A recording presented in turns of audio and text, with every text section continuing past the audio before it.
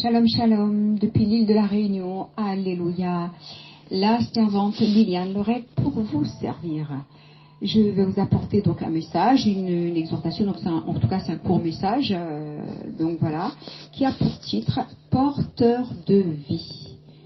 Porteur de vie. Amen, alléluia. Et nous lisons un court chapitre dans le livre de Pierre, 2 Pierre, chapitre 1, versets 3 à 9.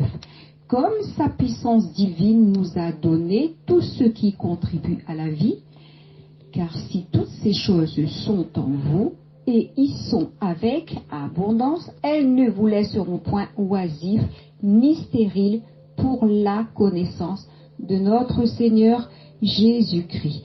Amen. Dans le livre de Luc, chapitre 8, versets 1 à 15, il est parlé de la parabole du semeur. Jésus dit, la bonne semence, la semence c'est la parole, qui est tombée dans la bonne terre, ce sont ceux qui, ayant entendu la parole avec un cœur honnête et bon, j'insiste bien, un cœur honnête et bon, la retiennent et portent du fruit avec persévérance. Il est donc parlé ici de cœur. Un cœur honnête et beau. Donc, une disposition d'un cœur juste. La parole de Dieu nous dit de veiller sur notre cœur plus que toute autre chose. Le cœur est ce qui nous maintient en vie. C'est le siège des émotions, des sentiments. Le cœur symbolise également l'amour et la vie. Si le cœur s'arrête, il n'y a plus de vie.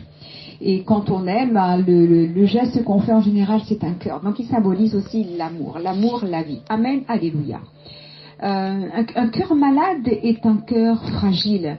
Donc dans ma profession de coach sportive, j'avais une de mes élèves qui avait, elle était d'un âge avancé aujourd'hui, donc elle n'est plus de ce monde, mais elle avait plus de 80 ans et elle portait une pile au cœur. Vous savez que cette femme, elle était courageuse, elle était toujours très souriante, elle aimait la vie, elle était fidèle à chaque classe, elle était présente, elle arrivait toujours avec le sourire et elle était d'une générosité rare. Vraiment, cette femme, je la porterai toujours dans mon cœur. Donc c'est vraiment une référence. Et donc, il fallait qu'elle se ménage, voilà, à cause de cette pile, en fait, qui la maintenait debout, qui maintenait son rythme cardiaque. Donc,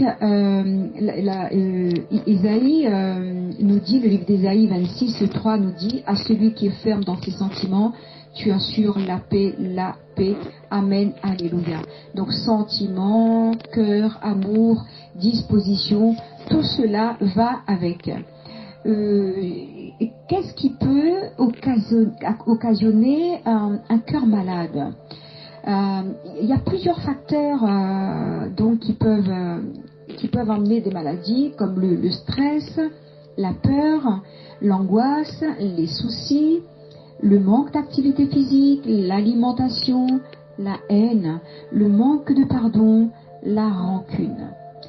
Matthieu, chapitre 15, verset 19, nous dit que c'est du cœur que viennent les mauvaises pensées, les meurtres, les adultères, les impudicités, les vols, les faux témoignages, les calomnies, médisances, critiques. C'est ce qui souille l'homme. Et donc toutes ces choses en plus endurcissent les cœurs. Un cœur dur est un cœur fermé. Un cœur de toute façon où l'Esprit de Dieu ne trouve pas sa place, où la parole de Dieu ne trouve pas sa place non plus, parce que Dieu résiste. Un cœur dur, c'est celui qui résiste, qui est orgueilleux, et nous savons que Dieu résiste à l'orgueilleux. Amen, alléluia. Un cœur fermé ne reçoit plus rien.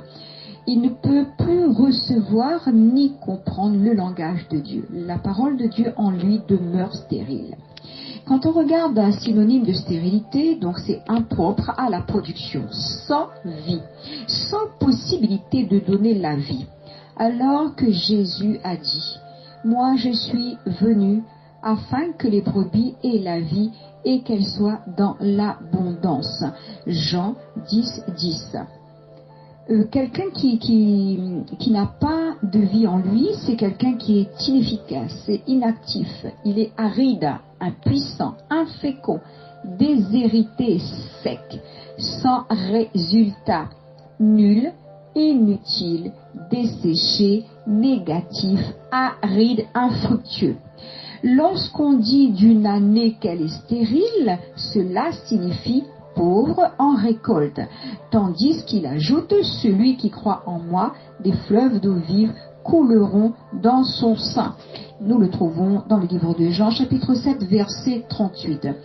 Donc, cette vie que Jésus nous a transmise, s'il a parlé des fleuves d'eau vive, celui qui croit en moi, des fleuves d'eau vive, couleront dans son sein. Lorsque nous regardons une source d'eau vive, c'est une source qui coule en permanence. Et quand on s'approche d'une source d'eau vive, le réflexe qu'on a, c'est de tendre les mains, de pouvoir se rafraîchir, de pouvoir en boire, n'est-ce pas? Et voilà la promesse de Dieu pour nous, la promesse de Jésus pour nous. Donc ces fleuves d'eau vive, lui qui est la source, qui est le rocher de notre salut, il nous a promis que ces fleuves d'eau vive couleront dans notre sein chaque jour. Forcément, nous sommes remplis de ces fleuves de vie, donc ces fleuves de vie manifestent au travers de nous tous les fruits de l'esprit. Et cette vie, justement, elle est source de joie, de paix, d'amour, de bonheur, de bien-être, de sel, de saveur, alléluia, pour pouvoir la communiquer aux autres. C'est ce que Dieu veut faire. Il a fait de nous des témoins, n'est-ce pas? Que nous puissions à notre tour, qui avons reçu, de pouvoir donner. Donc, nous devons être porteurs de cette vie de Dieu en nous. Amen, alléluia. Donc, quand nous regardons, je parlais d'eau vive, les sources d'eau vive, donc c'est vivant, c'est vivacité, c'est donc la joie, la gaieté, c'est le feu, c'est intense, ça brille, c'est éclatant, on est éveillé, donc on est plein d'énergie, disposé, ouvert spirituellement. Amen, alléluia.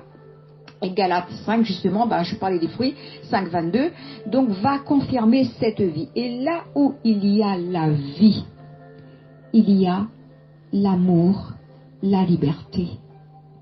Amen, alléluia. Soyez porteurs de la vie de Dieu en vous, pour que vous soyez actifs, que vous ayez du zèle et non de la paresse. Amen, alléluia. Soyez bénis.